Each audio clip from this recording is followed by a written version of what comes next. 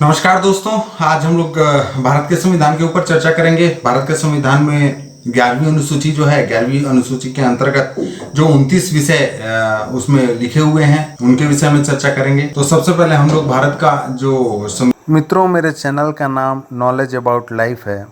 इसमें ये लाल कलर से लिखा हुआ है सब्सक्राइब का बटन। तो आप लोगों को बस ये सब्सक्राइब का बटन दबा लेना है और इसके साथ में ही ये घंटा भी आप लोगों को प्रेस कर लेना है। ऐसा करने से होगा ये कि मैं जब जब नई नई वीडियो डालूँगा तो आप लोगों को वो नोटिफिकेशन तत्काल मिलता जाएगा। संविधान, भारत के संविधान का जो उद्देशिका है, जिसे संविधान की आत्मा कहते हैं, उसको मैं आप लोगों के समक्ष एक बार बताता हूं। तो हम भारत के लोग भारत को एक संपूर्ण प्रभुत्व संपन्न समाजवादी पंथ निरपेक्ष लोकतांत्रिक गणराज्य बनाने के लिए तथा उसके समस्त नागरिकों को सामाजिक आर्थिक और राजनीतिक न्याय विचार अभिव्यक्ति विश्वास धर्म और उपासना की स्वतंत्रता प्रतिष्ठा और अवसर की क्षमता प्राप्त कराने के लिए तथा उन सब में व्यक्ति की गरिमा और राष्ट्र की एकता और अखंडता सुनिश्चित करने वाली बंधुता बढ़ाने के लिए दृढ़ संकल्पित होकर इस संविधान सभा में आज दिनांक 26 नवंबर 1949 ईस्वी को एतद द्वारा इस संविधान को अंगीकृत अधिनियमित और आत्मसमर्पित करते हैं। ये भारत का जो संविधान है, भारत के संविधान की आत्मा जो है, ये भारत की संविधान की उद्देशिका है। मतलब भारत का संविधान जो कहना चाहता है वो क्या कहना चाहता है, किस प्रकार से शासन करना चाहता है, भारत के संविधान के अनुसार किस प्रकार से शासन होगा, ये हमको इसका पता चल जाता है उद्देशिका से। संविधान की उद्देशिका से हमको ये स्पष्ट पता चल जाता है कि भारत में किस प्रकार का शासन होगा, कैसे शासन होगा। तो अब शासन करेगा कौन, भारत पर शासन करेगा कौन? तो भारत पर शासन करेगा सरकार। 3 प्रकार की सरकारें हैं, केंद्र सरकार, राज्य सरकार और स्थानीय स्वशासन। ठीक है, स्थानीय स्वशासन में नगरीय निकाय आ जाता है, नगर पंचायत, नगर पालिका और नगर निगम। ठीक है, और ग्रामीण स्तर परिवेश की बात करें तो ग्राम पंचायत और मध्यवर्ती में जनपद पंचायत और फिर जिला पंचायत। तो ये 3 इधर।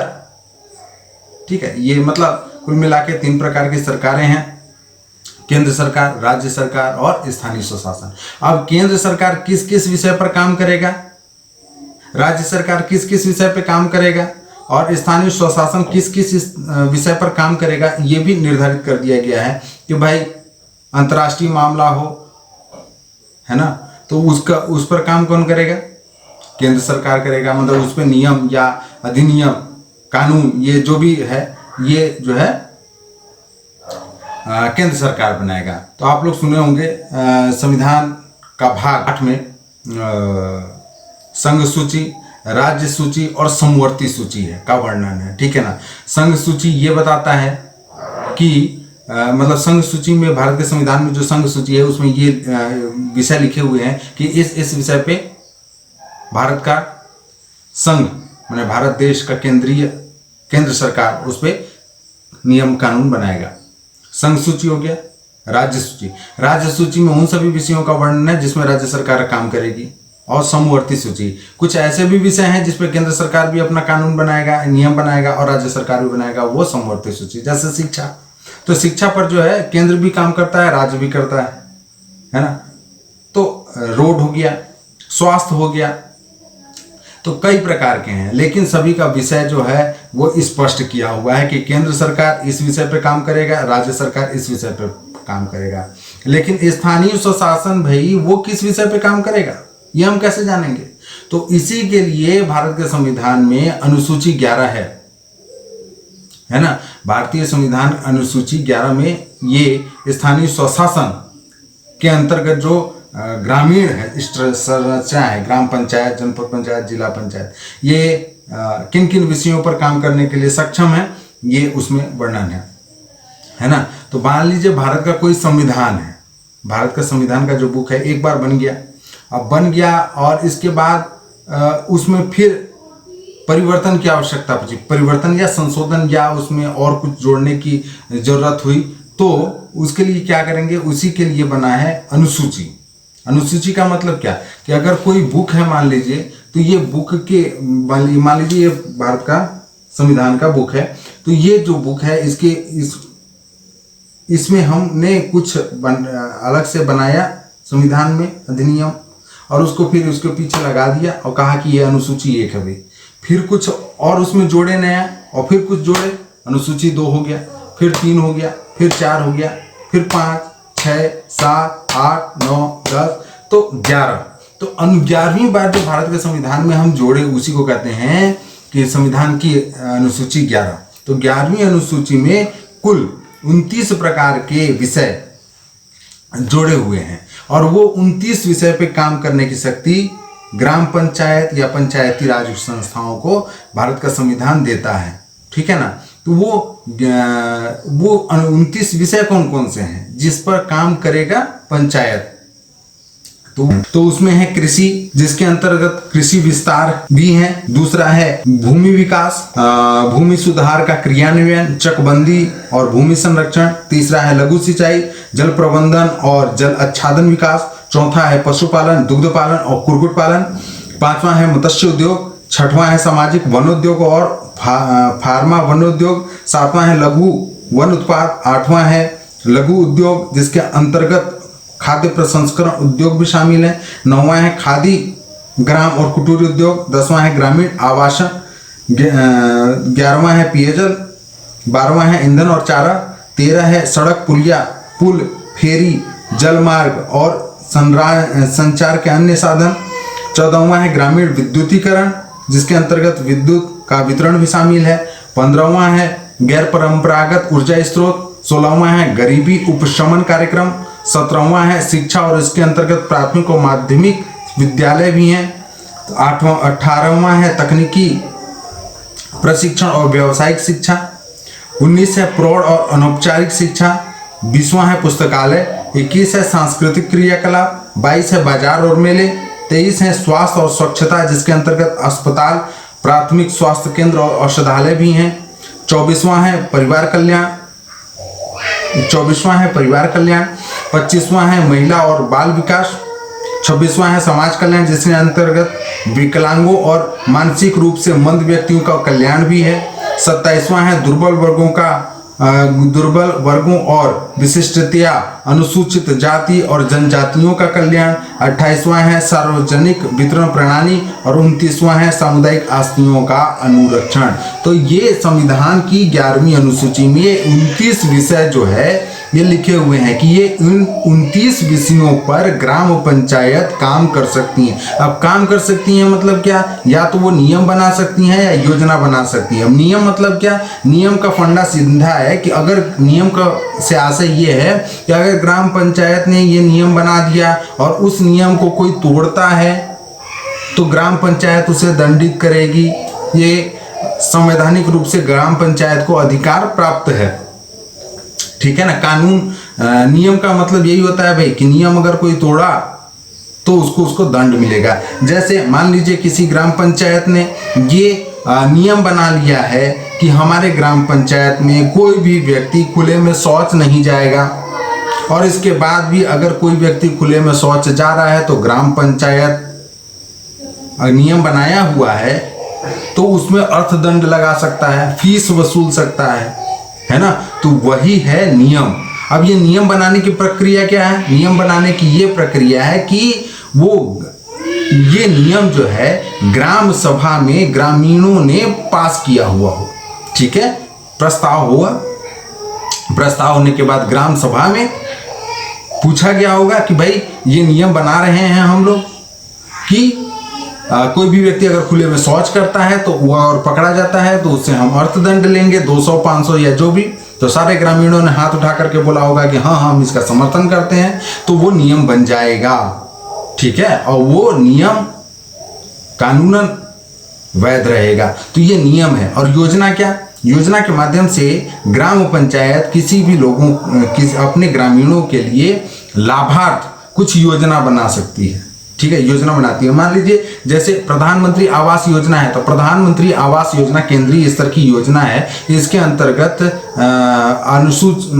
बीपीएल परिवार, गरीबी रेखा के नीचे जीवन यापन कर रहे लोगों को सरकार घर बना करके देती है। सरकार के पास पैसा है, अपना पैसा को वो योजना बनाया और लोगों को घर बना करके दे रहा है है ना। तो उसी प्रकार से ग्राम पंचायत के पास भी अगर इतना पैसा हो तो वो भी ये घर बना करके अपने ग्रामीणों को दे सकती है। तो ये योजना हो गया। तो ये जो 29 विषय अनुसूची 11 में है, इन 29 विषय पर ग्राम पंचायत योजना भी बना सकती है और कानून भी बना सकती है। यही है अनुसूची 11, ठीक है ना। तो ये अब ये जो अनुसूची 11 है, मान लीजिए एक एग्जाम्पल से हम लोग समझने का प्रयास करते हैं अब। लेकिन इससे पहले हम लोग एक चीज समझ लेते हैं। अनुसूची 11 जो है वो भारत सरकार के संविधान में लिखा हुआ है। भारत देश के संविधान में 11वीं अनुसूची है। मतलब ये पूरे भारत के सभी राज्यों में लागू होगा, ठीक है ना। अच्छा, लेकिन हर राज्य अपने अपने राज्य के लिए पंचायत राज व्यवस्था अलग अलग बनाया है। जैसे मान लीजिए छत्तीसगढ़ में छत्तीसगढ़ पंचायत राज अधिनियम है, मध्य प्रदेश में मध्य प्रदेश पंचायत राज अधिनियम होगा, राजस्थान में राजस्थान पंचायत राज अधिनियम होगा, गुजरात में गुजरात पंचायत राज अधिनियम होगा। तो सब राज्यों का पंचायत राज अधिनियम में अलग अलग होगा। लेकिन जो ये मूलभूत है, माने 11वीं अनुसूची में जो ये 29 विषय हैं, ये बताता है कि ये 29 विषयों पे काम करने की शक्ति भारत देश के संविधान ने पंचायती राज व्यवस्था को दिया है। तो मान लीजिए पहला है इसका, वैसे तो 29 विषय पे हम लोग चर्चा करेंगे, लेकिन आज पहला विषय पे चर्चा करते हैं, कृषि, जिसके अंतर्गत कृषि विस्तार भी है। तो ग्राम पंचायत अपने ग्रामीणों के लिए कृषि पर कोई भी योजना बना सकता है, कोई भी कानून बना सकता है और अपने कृषि क्षेत्र का विस्तार भी कर सकता है। अब मान लीजिए मैं किसी ग्राम पंचायत का सरपंच हूं और मुझे कृषि क्षेत्र में योजना बनाना है, ठीक है। अगर मेरे ग्राम पंचायत के पास पैसा है और मुझे योजना बनाना है, तो मैं एक योजना ये कर सकता हूं कि मेरे गांव में, माने मेरे ग्राम पंचायत के अंतर्गत रहने वाले जितने भी बीपीएल गरीबी रेखा से नीचे का जीवन जीने वाले ग्रामीण हैं, उनको ग्राम पंचायत फ्री में या 50% सब्सिडी में पंप देगा, ठीक है। ये मैंने अपने ग्राम पंचायत के लिए एक योजना बनाया और इस योजना को मैंने जब ग्राम सभा हुआ तो ग्राम सभा में ये अनुमोदन के लिए मैंने बोला, सारे ग्रामीणों ने बोला कि हाँ ठीक है, तो वो मेरे गांव के लिए वो तो कानून बन गया। तो ये अब मेरे पास अगर पैसा है, मेरे ग्राम पंचायत के पास पैसा है, तो मैं ये चीज करूंगा। तो ये योजना हो गया, ठीक है। तो योजना से मेरे गांव में जितने भी बीपीएल परिवार के नीचे, बीपीएल रेखा के नीचे जीवन जीने वाले लोग हैं, उनका फायदा हुआ। तो ये हो गया योजना। अब मुझे मान लीजिए कानून बनाना है या नियम बनाना है, तो मैं कैसे बना सकता हूं? तो मैं किसी ग्राम पंचायत का सरपंच हूं और मैं ये नियम बनाता हूं कि मेरे ग्राम पंचायत के अंतर्गत कोई भी व्यक्ति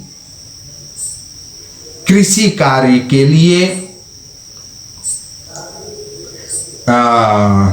भूजल, मतलब कृषि कार्य के लिए खेत में नलकूप का खनन नहीं करवाएगा, या करवाएगा तो ग्राम पंचायत से पहले वो अनुमति लेगा। अगर वो अनुमति नहीं लिया और फिर भी नलकूप खनन करवाया तो ग्राम पंचायत उसे दंडित करेगी आर्थिक रूप से। अगर मैंने ऐसा बना दिया और ग्राम सभा ने इसका अनुमोदन कर दिया कि हाँ ऐसा होना चाहिए, तो वो कानून हो गया। तो तो मैंने एक एग्जांपल दिया कृषि कार्य के लिए, है ना। तो ये जो ग्राम पंचायत है, ग्राम पंचायत ये 29 विषय पर योजना भी बना सकती है और कानून भी बना सकती है, और ऐसा शक्ति ग्राम पंचायत को हमारा भारत का संविधान देता है। तो ये इतना पावरफुल होते हैं ग्राम पंचायत, ठीक है ना। तो मुझे पर्सनली, व्यक्तिगत रूप से ये 4 पोस्ट जो हैं बहुत प्रभावित करते हैं। एक ग्राम पंचायत का सरपंच, कलेक्टर, मुख्यमंत्री और प्रधानमंत्री। क्यों? क्योंकि जो ग्राम पंचायत का सरपंच है वो अपनी इच्छा अनुसार, अपनी बुद्धि के अनुसार, उसको इतना शक्ति दिया है भारत का संविधान कि वो अपने अधिकार क्षेत्र में रहने वाले लोगों के लाभार्थी योजना बना सकता है, उनका जीवन बदल सकता है। उसी प्रकार से मुख्यमंत्री बदल सकता है, उसी प्रकार से प्रधानमंत्री बदल सकता है। कैसे बदल सकता है? मान लीजिए एक योजना मैंने बताया, मेरे ग्राम पंचायत में मैं सरपंच हूँ और मैंने एक योजना बना दिया कि भाई किसी भी जितने भी बीपीएल परिवार श्रेणी से नीचे के लोग हैं उनको फ्री में मोटर पंप दिया जाएगा पंचायत की ओर से। मेरे ग्राम पंचायत के पास पैसा है, मैंने ये योजना बना दिया, ठीक है ना। अब इसी प्रकार से अगर मैं मुख्यमंत्री हूँ तो मैं पूरे राज्य के लिए योजना बना सकता हूँ, और अगर मैं प्रधानमंत्री हूँ तो पूरे देश के लिए योजना बना सकता हूँ, ठीक है। अभी जैसे आप देखे होंगे किसी राज्य में मुख्यमंत्री महोदय लोग जो रहते हैं वो कभी लैपटॉप बांटते हैं, कभी साइकिल बांटते हैं, है ना, कभी तीर्थ यात्रा में घुमाने ले जाते हैं, कभी चप्पल बांटते हैं, कंबल बांटते हैं, उनका ये योजना है। उसी प्रकार से आप केंद्र सरकार में देखिए, ठीक है, केंद्र सरकार भी जो है सो घर बना करके दे देता है, शौचालय बना करके देता है, इत्यादि इत्यादि बहुत सारे काम करता है, ठीक है। तो ये सब बहुत महत्वपूर्ण पद हैं जिसमें आप अगर पहुंच गए तो लोगों के जीवन को सुधार सकते हैं, लोगों के जीवन के लिए एक रास्ता दिखा सकते हैं। तो हम लोग चूंकि जो 11वीं अनुसूची है, ये 11वीं अनुसूची तो विशाल है और मैं वीडियो बनाऊंगा तो बहुत लंबा होगा, तो इसलिए हम लोग जो है सो धीरे धीरे करके एक एक विषय पर हम लोग चर्चा करते जाएंगे। और आप लोगों ने मेरे व्याख्यान सुना, आप लोगों को अच्छा लगा होगा तो मेरे वीडियो को लाइक, शेयर और सब्सक्राइब कीजिए। आप लोगों को थोड़ा सा भी अगर लगता है कि मेरे वीडियो से किसी ग्रामीणों को फ़ायदा होगा तो प्लीज़ मेरे वीडियो को शेयर किया कीजिए। आप सभी लोगों का धन्यवाद।